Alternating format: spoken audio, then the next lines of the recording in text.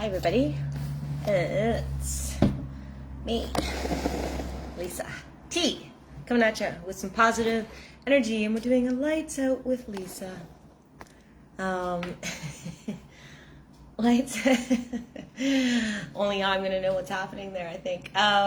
Lights out with Lisa, because it's nighttime. We're doing The Language of Letting Go by Melody Beattie. And let's see what it has to say. I had a very interesting day today of ups and downs and little moments of fear, and then it was just gone. And then I had like a full circle moment with some family, and yeah, it's been an interesting day of different kinds of uncomfortable emotions along with like really enjoyable emotions. So I wonder if it will parallel like it usually does. So let's see. Making amends. The 26th, willing to make amends. The 8th step. Oh, wait. Step 8. Oh, no, sorry. 25th. It's August 25th, right? Don't jump ahead, Lisa. August 25th. Willing to make amends. So, yes, yesterday's video was all about willing to make amends. Why are they continuing it? So, okay. Yeah, it was about not punishing. Yesterday's was about not punishing ourselves. It's not, and that the amends is not about punishing ourselves, etc. So I guess this is just a big one. It's going to continue into tomorrow too. Anyways, willing to make amends, August 26th. Just get into it, Lisa. Let's see. The 8th step is talking about change of heart, a healing change. Whew. This attitude can begin a great chain of repair and healing in our relationship with others and ourselves. It means we become willing to let go of our hard-heartedness, one of the greatest blocks to our ability to give and receive love. I have a difficulty receiving still. I feel like I can't give away what I don't have. So am I giving pure love to my family and friends and people in my life? I don't know. Or because I have a trouble believing it when someone is giving it back to me, I have still a hard time receiving it. I just want to give it back tenfold, and it's like I put up a little wall there. So maybe this is why. Maybe there's some 8-step stuff here. 8-step stuff here for me. So, So doing this means we become willing to let go of our hard-heartedness, one of the greatest blocks to our ability to give and receive love. I have such a big open heart. These ones are always conundrums for me. Okay. In the 8th step, we make a list of all people we have harmed, and we allow ourselves to experience a healing attitude towards them. It is an attitude of love. Okay, attitude of gratitude, attitude of healing, attitude of amends, attitude. It's all about the attitude. We make a list of all people we have harmed, and we allow ourselves to experience a healing towards them. We've harmed them, and we make a list, and by putting them on the list, we experience a healing attitude towards them. So it's interesting because they're on our list because we've harmed them, but then we get a healing experience and attitude towards them. It's an attitude of love. Okay, let's go on. We do not, in this step, dash madly about and begin yelling, sorry to everybody.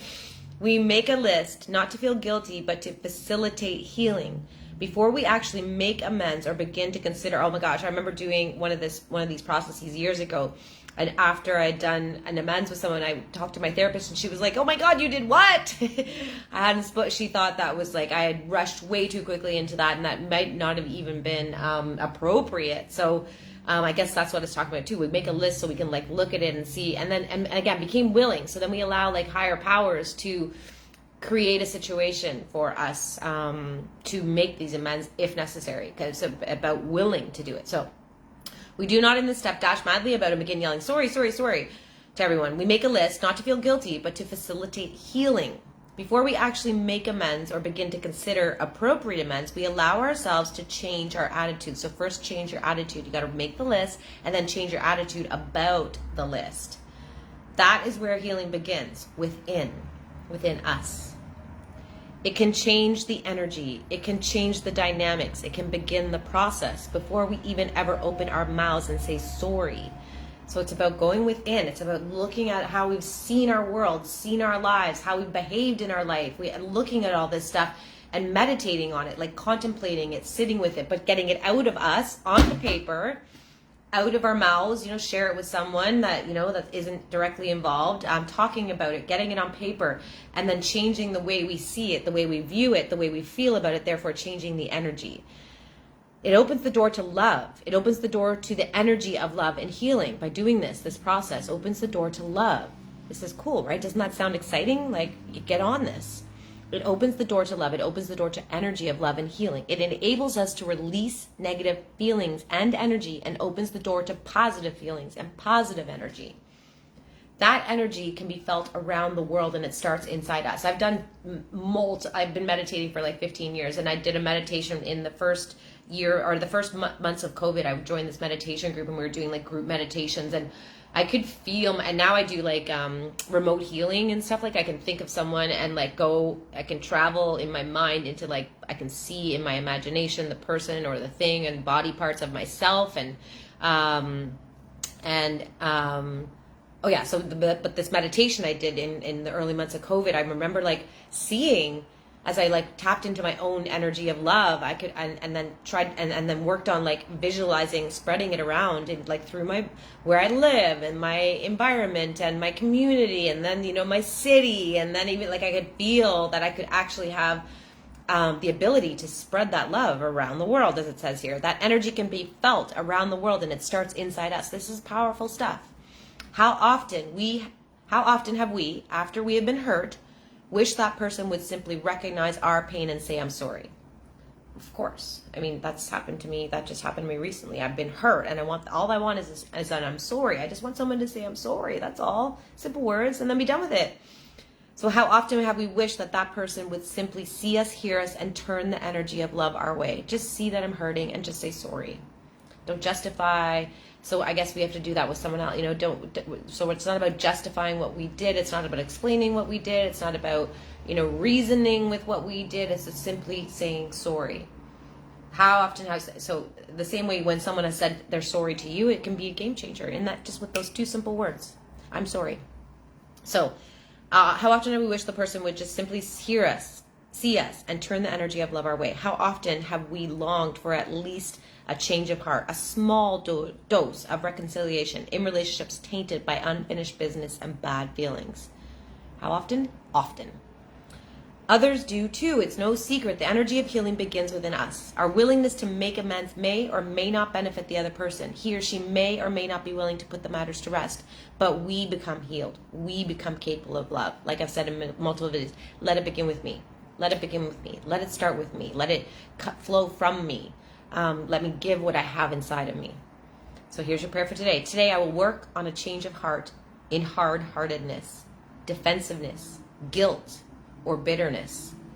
I will become willing to let go of those feelings and have them replaced by the healing energy of love. I just finished a journal, and at the very end of it, I journal. So here's my book. And it's the same book. I've got multiple, I think I'm at 38 or something, but my last sentence says, it's just fear, and I now forever choose love.